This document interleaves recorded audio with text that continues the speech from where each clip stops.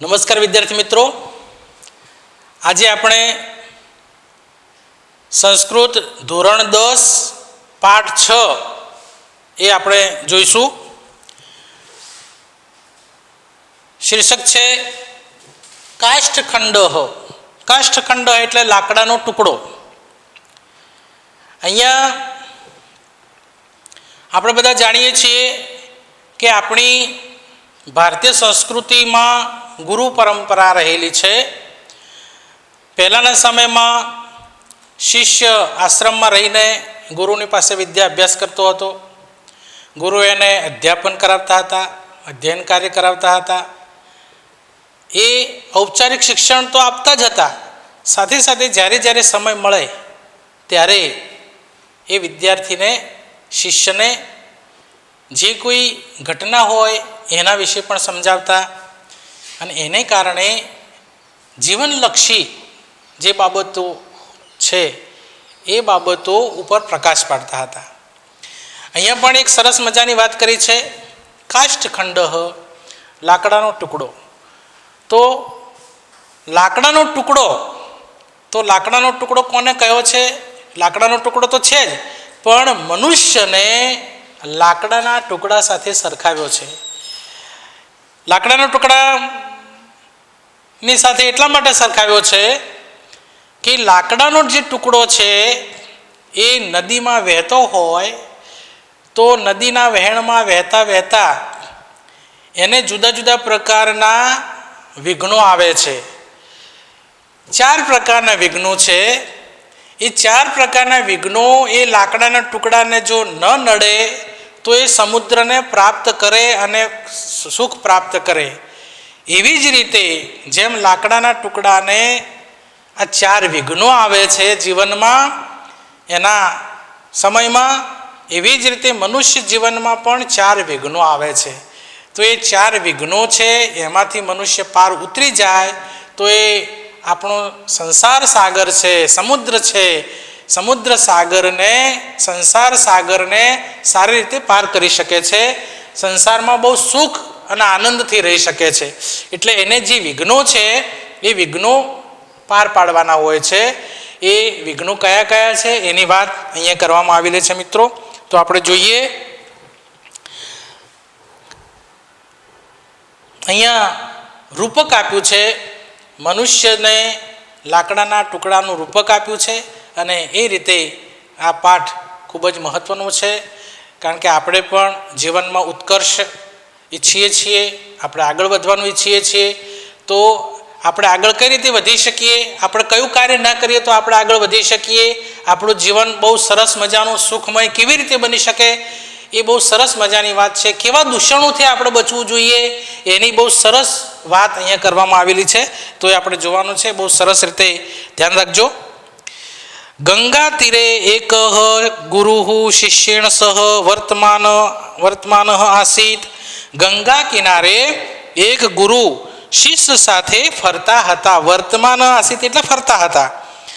સ જલ પ્રવાહેણ નિયમાનમ, તેમણે જલ પ્રવાહેણ નિયમાનમ એટલે પાણીના પ્રવાહ વડે લઈ જવાતા, નિયમાનમ એટલે લઈ જવાતા, કચ્છન કાષ્ઠખંડમ દર્શયન કોઈક લાકડાના ટુકડાને, દર્શયન એટલે બતાવતા, શિષ્યમ આહ શિષ્યને કહ્યું, અયમ જલ પ્રવાહેણ સહ આ પાણીના પ્રવાહ સાથે સમુદ્રમ પ્રાપ્સ્યતિ સમુદ્રને પ્રાપ્ત કરશે, પરંતુ ગમન માર્ગે પરંતુ જવાના માર્ગમાં તીરે સંલગ્નતા એટલે કિનારા ઉપરનું જોડાણ, ભારાધિકેન જલે નિમગ્નતા વધુ ભારને કારણે પાણીમાં ડૂબી જવું, આવર્ત પાતતા વમળમાં પડી જવું, નદી જલ વિયોગ ચયતી અને નદીના પાણીથી વિખૂટા પડી જવું. એમ ચત્વારો વિઘ્નાહ ન ભવેયુઃ તદા એવ. આ 4 વિઘ્નો નહીં નડે તો જ, એટલે કે આ જે 4 વિઘ્નો છે એ 4 વિઘ્નો જો આ લાકડાના ટુકડાને નહીં નડે તો એ ચોક્કસ સમુદ્રને પ્રાપ્ત કરશે. તો અહીંયા કેટલાક શબ્દો છે. નિયમાનમ એટલે લઈ જવાતા, લઈ જવાતા,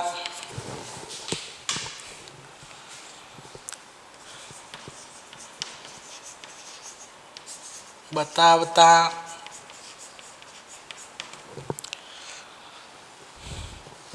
ગમન માર્ગે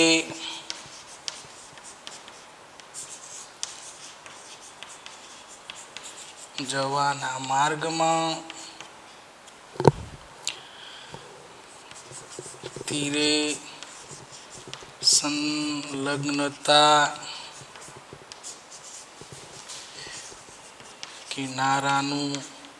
કિનારા પરનું જોડાણ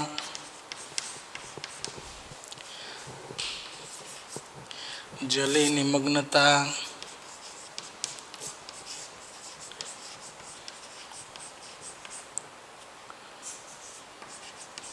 પાણીમાં ડૂબી જવું આવર્તપાતતા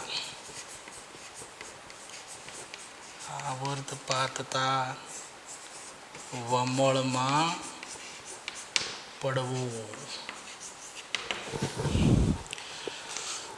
આ 4 પ્રકારના વિઘ્નો છે. એ વિઘ્નો જો એને નહીં નડે તો એ સમુદ્રના જળને પ્રાપ્ત કરશે. ગુરુ અગ્રે ઉપદેશતી શિષ્યમ, ગુરુ આગળ શિષ્યને ઉપદેશ આપે છે. વયમ સર્વે માનવાહ અપી, આપણે બધા મનુષ્યો પણ કાષ્ઠખંડા ઈવ, લાકડાના ટુકડા જેવા છીએ. આપણે બધા મનુષ્યો પણ લાકડાના ટુકડા જેવા છીએ. અસ્માકમ જીવનમ એવ નદી, જીવનમ એવ એટલે જીવનમ એવ, જીવન જ આપણું જીવન જ નદી છે. આપણું જીવન છે નદી છે, આપણો પ્રવાહ, જીવનનો પ્રવાહ ચાલ્યો જાય છે.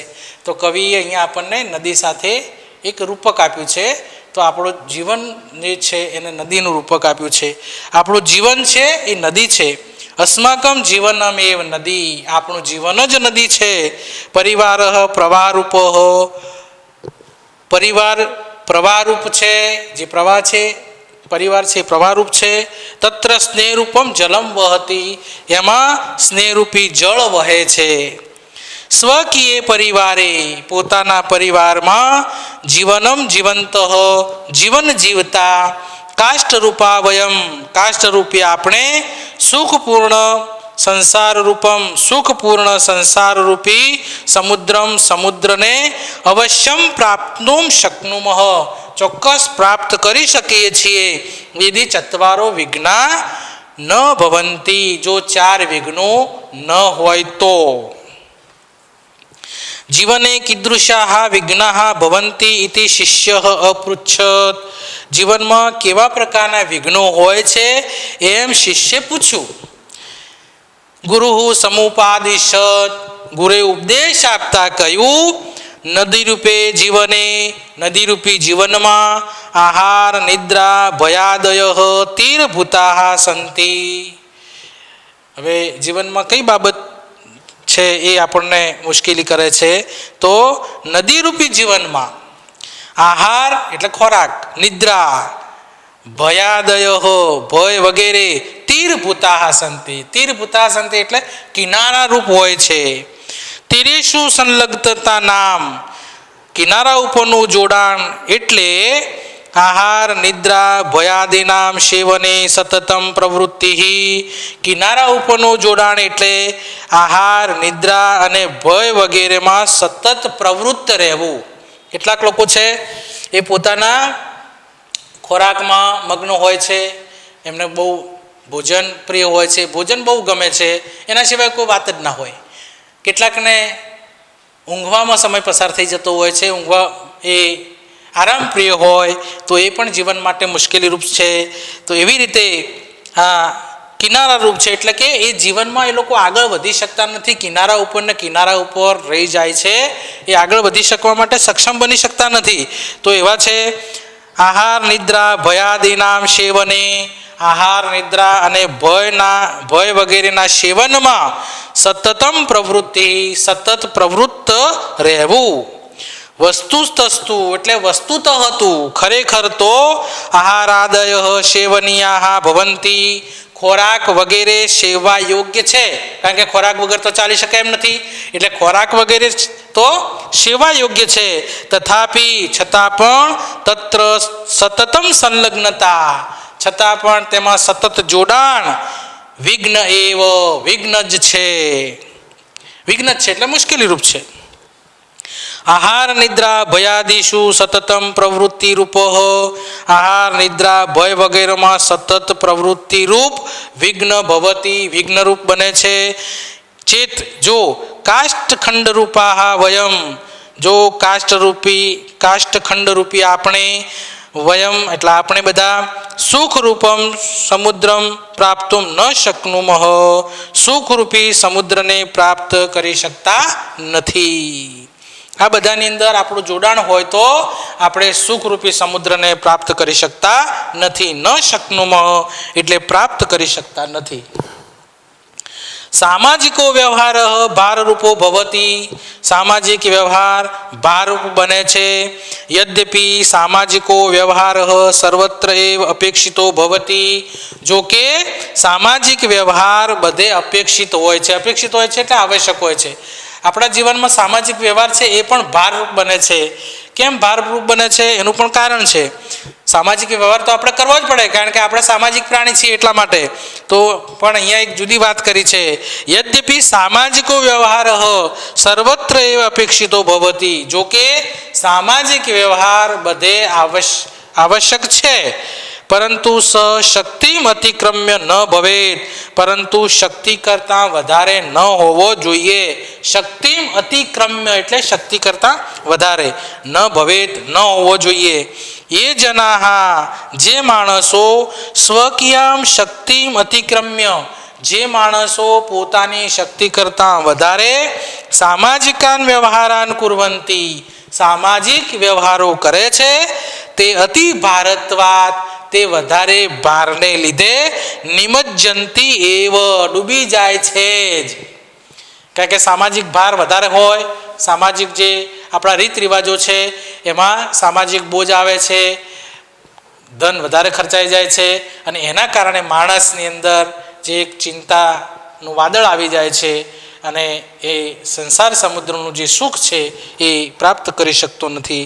એટલે કે છે કે સામાજિકાન વ્યવહારાન કુર્વંતી, શક્તિ કરતાં વધારે સામાજિક વ્યવહારો કરે છે, તે વધુ પડતા ભારને લીધે નિમજ્જંતી એવ ડૂબી જાય છે જ. ડૂબી જાય છે એટલે કે એ પછી દેવાના ડુંગરમાં ડૂબી જાય, દેવા તળે ડૂબી જાય, અને એના કારણે જે આનંદ છે સંસારનો, એ સંસારનો આનંદ એ લઈ શકતો નથી.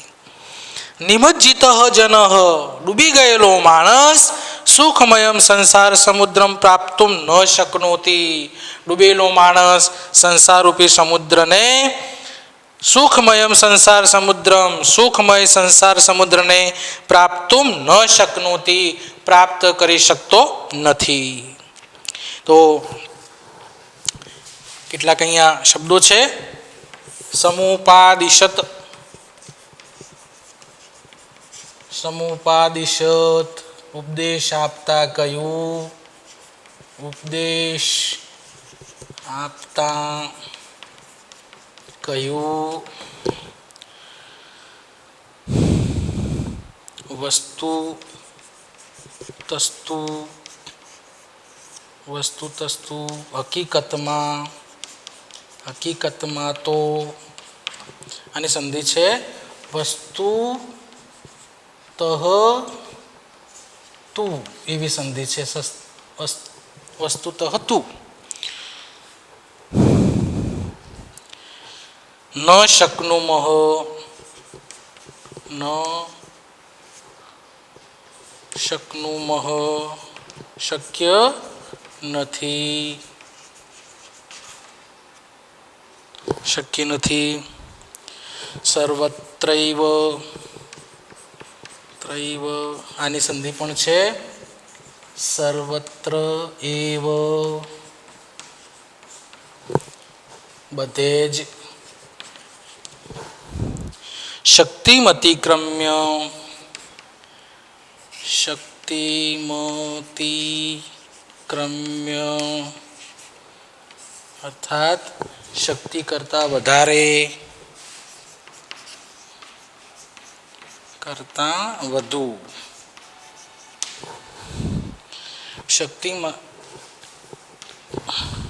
શક્તિમ અતિક્રમ્ય,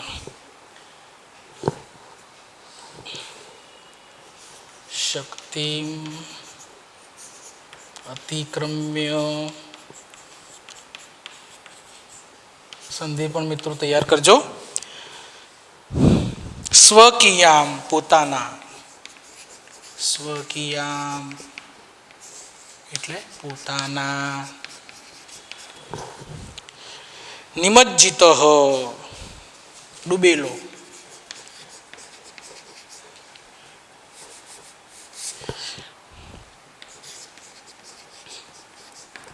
નિમજ્જિત એટલે ડૂબેલો, ડૂબી ગયેલો માણસ. તો આ રીતે અર્થ પણ સાથે સાથે લખી દેજો. આગળ જઈએ. કયા કયા વિઘ્નો છે મનુષ્ય જીવનમાં? તો સુરાપાનમ, અક્ષક્રીડા, તમાકુ ભક્ષણમ, ચૌરકર્મ ઇત્યાદિની દુર્વ્યસનાની માનવ જીવને આવર્ત ભૂતાની સંતિ. આવર્ત, આવર્ત એટલે વમળ. જે પ્રવાહ જતો હોય છે નદીનો, એની અંદર જે આવર્ત વમળ હોય છે એને આવર્ત કહેવામાં આવે છે. સુરાપાનમ એટલે સુરાપાન, મદિરાપાન જેને કહેવામાં આવે. અક્ષક્રીડા જુગારની રમત. તમાકુ ભક્ષણમ તમાકુનું સેવન. ચૌરકર્મ ચોરી. ઇત્યાદિની દુર્વ્યસનાની વગેરે દુર્વ્યસનો માનવ જીવને આવર્ત ભૂતાની સંતિ વગેરે મનુષ્ય જીવનમાં વમળરૂપ છે. વમળરૂપ છે એટલે કે જેમ પાણીનો પ્રવાહ છે અને ફર્યા જ કરે છે, એક જગ્યાએ વમળરૂપ ફર્યા જ કરે છે, એવી રીતે આમાં જે ફસાઈ ગયેલો વ્યક્તિ છે એ સંસાર સાગરમાં ફર્યા જ કરે છે. અહીંયા નદીના પ્રવાહમાં ફર્યા જ કરે છે, આગળ વધી શકતો નથી. એ શું પતિતો જન, આમાં પડેલો માણસ બહિ આગંતુમ ન શક્નોતી, બહાર આવી શકતો નથી. અતઃ તત્ર પતનમેવ ન ભવેત, આથી તેમાં પતન જ ન થાય. તાદૃશ પ્રયત્ન, તેવા પ્રકારનો પ્રયત્ન સતતમ કરણીયો ભવતી, સતત કરવાનો હોય છે. વમળમાં એક વખત ફસાઈ ગયા, આવા દુર્વ્યસનોમાં એક વખત ફસાઈ ગયા એટલે એમાંથી બહાર નીકળવું મુશ્કેલ હોય છે. એટલા માટે અહીંયા આપણને ગદ્યકાર એમ કહે છે કે ભાઈ એમાં આપણું પતન જ ન થાય એ ઈચ્છવા યોગ્ય છે. તો સતત આપણે એવો પ્રયત્ન કરીએ કે આપણે આવા દુર્વ્યસનોમાંથી મુક્ત રહી શકીએ, આપણે એમાં ફસાઈ ન જઈએ. તો એટલા માટે કહે છે અતઃ તત્ર પતનમેવ ન ભવેત, આથી તેમાં પતન જ ન થાય. પતનમેવ, પતનમ એવ, પતન જ ન ભવેત ન થાય. તાદૃશ પ્રયત્ન, તેવા પ્રકારનો પ્રયત્ન સતતમ કરણીયો ભવતી, સતત કરવો જોઈએ. એ જનાહ વ્યસનેષુ પતિતાઃ સંતિ, જે માણસો વ્યસનોમાં પડેલા છે તે તરંત અપી, તેઓ તરતા હોવા છતાં પણ એકસ્મિન સ્થાને પરિતઃ ભ્રમંતી, એક સ્થાને ફર્યા કરે છે. પરિતઃ એટલે ચોમેર, ચારે બાજુ ફર્યા કરે છે. એકસ્મિન સ્થાને પરિતઃ ભ્રમંતી, એક જ સ્થાને પરિતઃ ભ્રમંતી, ચોમેર ફર્યા કરે છે. તેષામ પ્રગતિ બાધિતા ભવતી, તેમની પ્રગતિ અટકી જાય છે.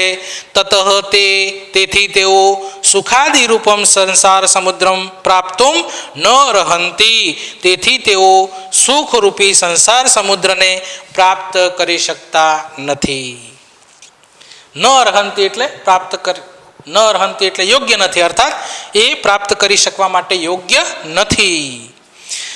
પરિવારાત મુખત્વમ એવ, પરિવારથી વિમુખતા. કેટલાક લોકો છે પરિવારથી વિખોટા પડી જાય છે. પોતાના જે માતા પિતા છે, પોતાનું કુટુંબ છે, પરિવાર છે, એનાથી વિમુખ થઈ જાય છે. તો પરિવારાત મુખત્વમ એવ, પરિવારથી વિખોટા પડવું જ નદી જલ વિયોગ. પરિવારથી વિખોટા પડવું એ નદીના જળથી વિખૂટા પડી જવું છે. જેમ લાકડાનો ટુકડો નદીનો પ્રવાહ જતો હોય અને એ એક બાજુ થઈ જાય એ પ્રવાહથી અલગ પડી જાય તો એવી જ રીતે માણસ પણ છે એ જો પોતાના પરિવારથી અલગ થઈ જાય તો એ નદીના જળથી વિખોટો પડી ગયો એમ કહેવાય. તો નદીના જળનો વિયોગ છે. આપણે જે 4 વિઘ્નો છે એ પૈકીનું વિઘ્ન છે. પરિવારથી વિમુખતા, મુખત્વમ એટલે વિમુખતા, વિખૂટા પડી જવું જ નદી જળ વિયોગ, નદીના જળનો વિયોગ છે. સામાન્યતયા પરિવારે, સામાન્ય રીતે પરિવારમાં નિવસંત એવ વસતા આપણે બધા સંસાર સમુદ્રમ પ્રાપ્તુમ સમર્થા ભવામહ. સામાન્ય રીતે પરિવારમાં વસતા જ આપણે બધા, નિવસંત એટલે રહેતા, સામાન્ય રીતે પરિવારમાં રહેતા જ આપણે બધા સંસાર સમુદ્રમ પ્રાપ્તુમ, સંસાર સમુદ્રને પ્રાપ્ત કરવા માટે સમર્થા ભવામહ, સમર્થ બનીએ છીએ. આપણે પરિવારમાં હોઈએ તો આપણે એકબીજાનું દુઃખ એ વહેંચાઈ જાય છે અને એને કારણે માણસ જે વધારે પડતો બોજ છે એ એને થતો નથી. એટલા માટે એ સમર્થ બને છે. પરિવારની સાથે જો રહેતો હોય છે તો રહેવા માટે એ સમર્થ બને છે. સંસાર સમુદ્રને પ્રાપ્ત કરવા માટે સમર્થ બનીએ છીએ. પરંતુ યદિ કશ્ચિત જન, પરંતુ જો કોઈ માણસ કશ્ચિત જન સ્વાર્થ વસાત, સ્વાર્થને કારણે, ક્રોધ વસાત, ક્રોધને કારણે, સ્વાર્થને કારણે કે ક્રોધને કારણે પરિવારાત પ્રતિમુખો ભવતી, પરિવારથી વિમુખ બની જાય છે. સપી નદી, નદી એટલે પરિવાર, તે પણ નદી રૂપી જલ, જલ એટલે સ્નેહ, તે પણ નદીરૂપી સ્નેહથી વિયુક્ત, નદીરૂપી સ્નેહથી વિખરો પડી ગયેલો. કદાચિત અપી, કદી પણ, જ્ઞાનેન સુખેન ચ પૂર્ણમ, જ્ઞાન અને સુખથી પૂર્ણ, આનંદમયમ સંસાર સમુદ્રમ ન પ્રાપ્નોતિ, આનંદમય સંસાર સમુદ્રને પ્રાપ્ત કરી શકતો નથી. ચતુર્ભ્ય વિઘ્નેભ્ય રક્ષિતા જનાઃ, 4 વિઘ્નોથી રક્ષાયેલો માણસ, રક્ષાયેલા માણસો. જ્ઞાનેન સુખેન ચ પૂર્ણમ, જ્ઞાન અને સુખથી પૂર્ણ, આનંદમયમ સંસાર રૂપમ સમુદ્રમ અવશ્યમ પ્રાપ્નુવંતી, આનંદમય સંસાર સમુદ્રને અવશ્ય પ્રાપ્ત કરે છે. અહીંયા કેટલાક મિત્રો આ રીતે શબ્દો છે એ આપણે શબ્દો અહીંયા લખી દઈએ. વ્યસનેષુ, વ્યસનોમાં, વ્યસનોમાં, પતનમેવ, પતનજ, પતનજ, બાધિતા, બાધિતા ભવતી, અટકી જાય છે.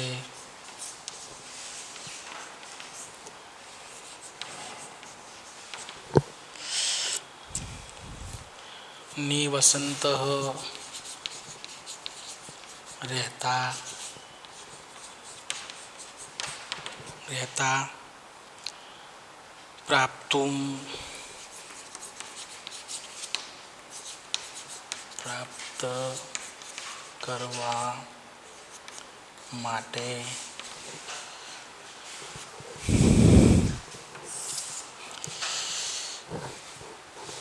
તો આ રીતે આ શબ્દો છે બરાબર તૈયાર કરજો. આની અંદર સંધિ પણ છે એ સંધિ પણ તૈયાર કરજો અને પાઠનું બરાબર વાંચન કરજો. આની અંદર જે મિત્રો સમાસ છે એ સમાસ બધા મોટા ભાગના સમાસ છે એ તત્પુરુષ સમાસ છે. તો 2 પદો વચ્ચે વિભક્તિનો જે સંબંધ રહેલો હોય છે એ સંબંધ આમાં દર્શાવેલો છે. તો એ સમાસ પણ તમે તૈયાર કરજો, વાંચન કરજો, ગૃહ કાર્ય કરજો અને તૈયારી કરજો.